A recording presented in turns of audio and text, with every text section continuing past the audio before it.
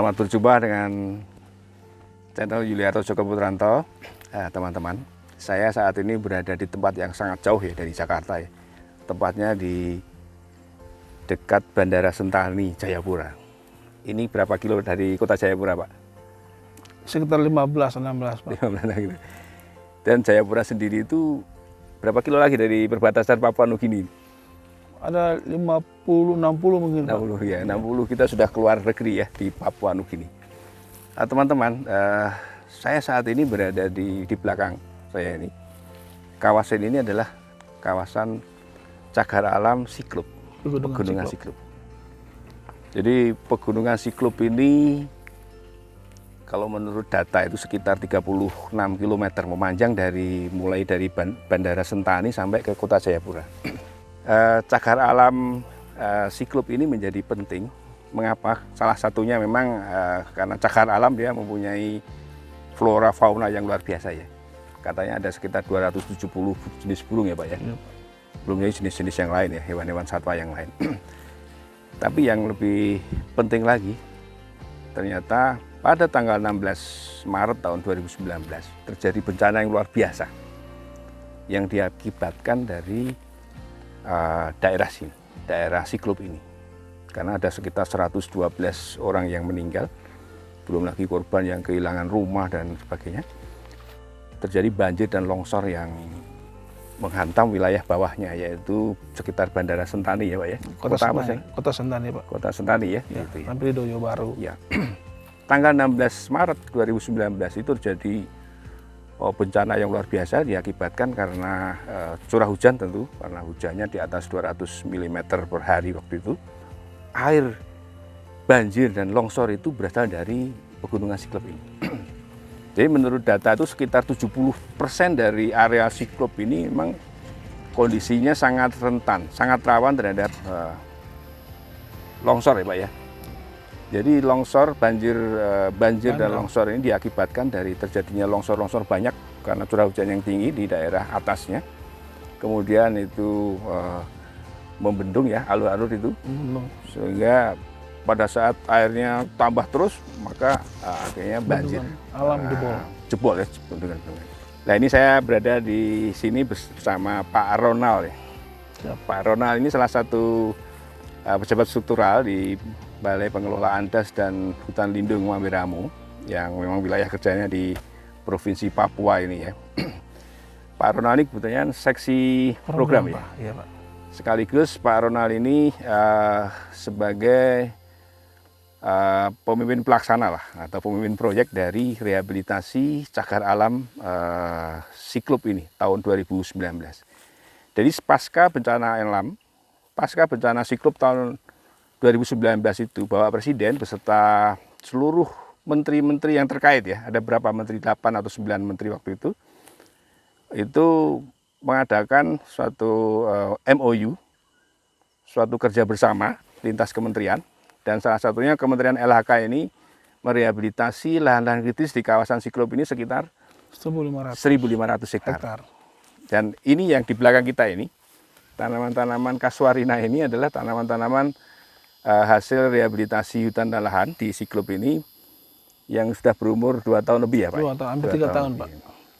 Pak Ronald bisa cerita nih, apa saja yang sudah dilakukan teman-teman, kali 1.500 hektar tadi, jenis tanamannya apa, perlakuannya apa, terus mungkin ada dinamika yang ada di sini. Silakan Pak Ronald. Oh ya, terima kasih Bapak. Ya jadi setelah bencana itu ada instruksi dari pimpinan, dari kementerian, kami berkolaborasi dengan teman-teman dari Balai Besar KSDA sebagai pemangku wilayah Siklop.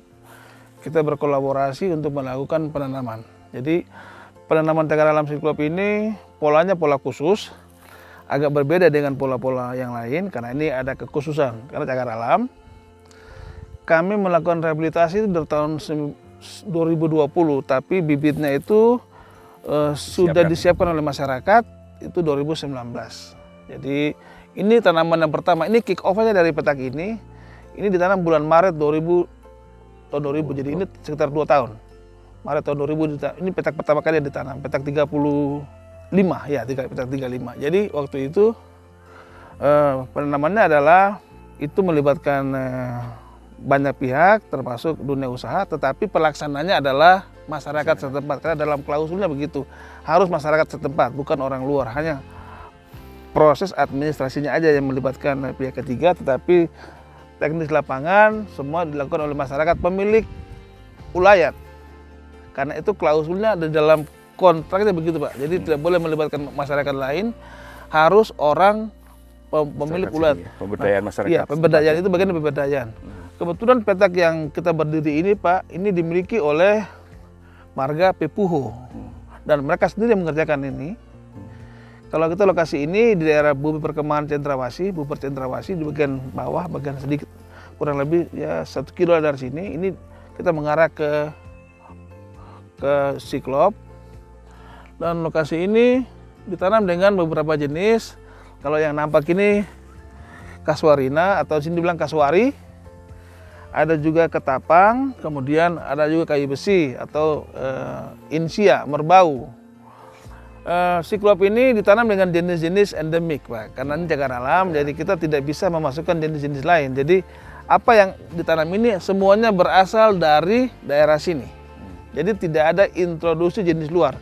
Semuanya dari sini. Termasuk bibitnya juga diambil dari Siklop. Jadi tidak boleh ambil dari luar karena memang ini cagar alam, jadi tidak boleh ada introduksi jenis baru. Terus ada teknologi khusus nggak di sini yang ditanam? Karena di sini sulumnya agak tipis, lokasi kita berdiri sulumnya lumayan tebal, tetapi di banyak tempat sulumnya tipis sehingga kemudian kita menggunakan teknologi kompos blok, Pak. Kompos blok itu ya kompos yang dicetak dalam bentuk kotak, tujuannya supaya karena sulumnya tipis, jadi selama tanaman itu akarnya belum terlalu kuat, jadi dia bisa mendapatkan makanan dari kompos. Jadi kompos itu nanti dia kena blok, jadi dia nggak langsung bisa dipergunakan. Jadi sedikit demi sedikit, sampai dengan umur 1-2 tahun, tanaman akarnya sudah cukup kuat untuk menembus tanah dan banyak akar serabutnya sehingga bisa tumbuh. Ini Pak, ini contohnya ini. Ya. Ini sudah nggak ada kompos bloknya, sudah hilang. Sudah terserap tahun, ya? Dengan tanah, ya, dia sudah bercampur dengan tanah. Jadi sekarang dia hidup bukan dari kompos lagi, sudah dari cadangan makanan yang ada di tanah, Pak. Itu yang kita pakai kompos blok. Iya. Hanya untuk awal aja, untuk perangsang supaya dia bisa bertahan melawan ini alang-alang, karena di sini alang-alang cepat sekali tumbuhnya, Pak. Dalam 1-2 bulan udah tinggi, sehingga jadi termasuk subur ya di sini ya. Iya. Dan curah hujannya lumayan banyak. Iya, di sini curah hujannya 2000, kalau Siklop termasuk tinggi 2000-an. 2000 mm per tahun, ya. Termasuk banyak. Curah hujannya termasuk bagus di sini, dan curah hujan hampir setiap tahun itu ada. Hampir tidak ada batas musim, Pak, di daerah sini. Karena mungkin karena Siklop ya udah hujan-hujan orografis. Karena tutupannya masih bagus juga di hulu, di bagian puncak gunung, jadi banyak hujan orografis. Satu lagi, Pak, tambahan kami, Pak. Jadi Siklop ini bukan saja untuk perlindungan flora fauna, tapi yang paling penting juga, Pak, sumber air, Pak. Sumber air ya. Sumber air Danau Sentani. Danau Sentani ini 12 sumber mata air Danau Sentani semuanya berasal dari sungai yang dari cagar alam pegunungan Siklop. Jadi kalau Siklop itu rusak, danau kering, bukan saja Danau Sentani, kita di Jayapura pun sumber airnya dari Siklop, Pak. PDAM yang ada di kota Jayapura itu intake-nya semua dari Siklop. Semua kebutuhan air di kota Jayapura sampai Sentani itu berasal dari pegunungan Siklop ini. Jadi kalau orang Sentani bilang Siklop itu ibu susu, Robong Holo. Jadi bahasanya Robong Holo, Dobon Solo, tergantung beberapa suku, tapi kita lebih kenal dengan kata Siklop. Saya dengar kan dinamika dengan masyarakat ini luar biasa ya, Pak ya. Iya. Nah, mungkin sedikit aja ceritakan gimana. Terus bagaimana solusinya gitu dengan masyarakat itu? Ya, jadi ada satu hal yang berkah di balik bencana ya, tanda petik ini, Pak. Jadi ketika terjadi bencana itu, orang mulai sadar bahwa hutan itu penting, Pak. Sehingga pada beberapa tempat kita tidak terlalu kesulitan melakukan sosialisasi karena masyarakat dengan semangat minta supaya ditanami. Itu di beberapa tempat, tapi juga ada beberapa tempat yang memang ada dinamika. ya seperti biasa dinamika di tanah Papua, masalah hak ulayat. Nah, ada permintaan dari beberapa oknum masalah hak ulayat, tetapi itu ya lewat pendekatan sosial itu bisa diminimalisir, walaupun tidak nol, tidak zero, tapi ada, tapi bisa kita minimalisir. Ya terbukti salah satunya tanaman kita itu bagus, walaupun di beberapa tempat memang ada kebakaran. Nah ini yang menjadi tugas bersama kita. Pemerintah sudah berbuat, Pak. Sekarang kita minta masyarakat tolong apa yang sudah pemerintah bikin dijaga.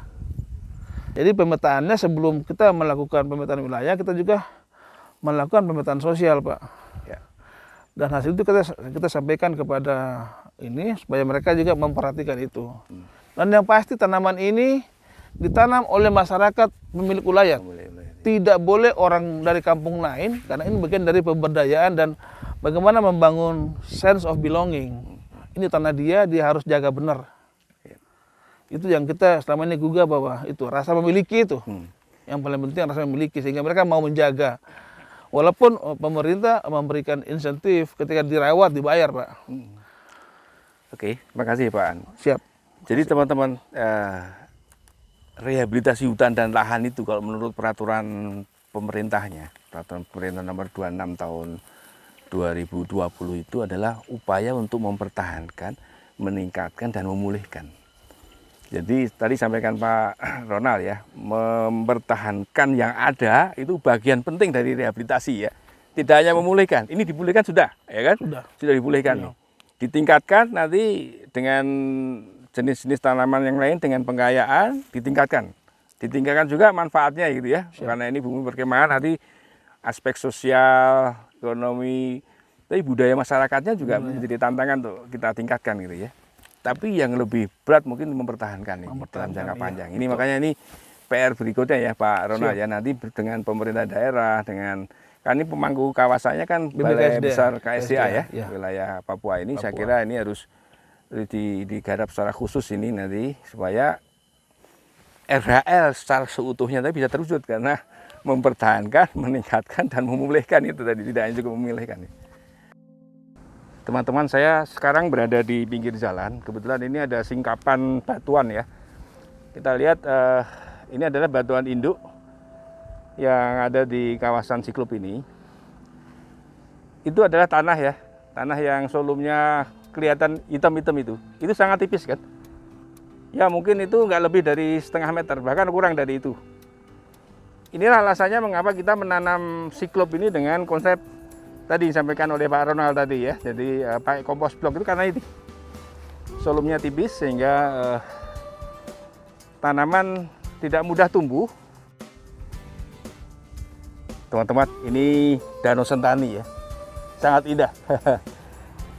Danau Sentani ini luasnya 9.000 hektar ya, 9.000 hektar. Kita lihat di sekitar Danau Sentani ini banyak lahan yang terbuka ya, ada savana dan juga ada hutan yang masih bagus.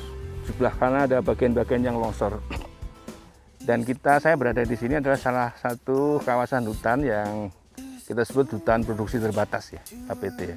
Hutan produksi tapi karena kemiringannya, karena kondisi lahannya ini memang sangat miring sehingga hutan produksinya juga terbatas.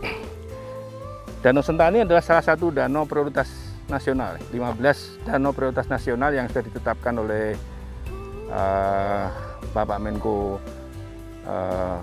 Marinvest dan ditetapkan juga oleh Bapak Presiden sebagai salah satu dari 15 danau prioritas di Indonesia.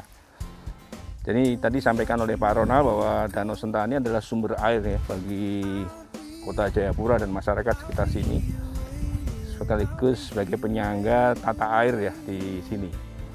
Jadi curah hujan yang cukup di sini juga antara lain karena siklus hidrologi terjaga karena ada Danau Sentani, ada hutan Siklop gitu ya. Jadi memang ini satu ekosistem yang tidak terpisahkan sebetulnya antara pegunungan Siklop ini dengan Danau Sentani.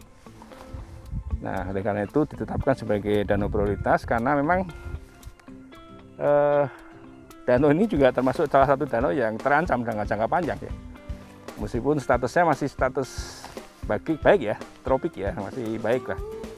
Tapi ini menjadi ancaman karena memang pusat pertumbuhan. Di sini ada Bandara Sentani, ada Kota Sentani, dan kayaknya memang ke depan akan tumbuh terus masyarakat di sini dan bisa menjadi ancaman juga bagi lingkungan hidup di Danau Sentani.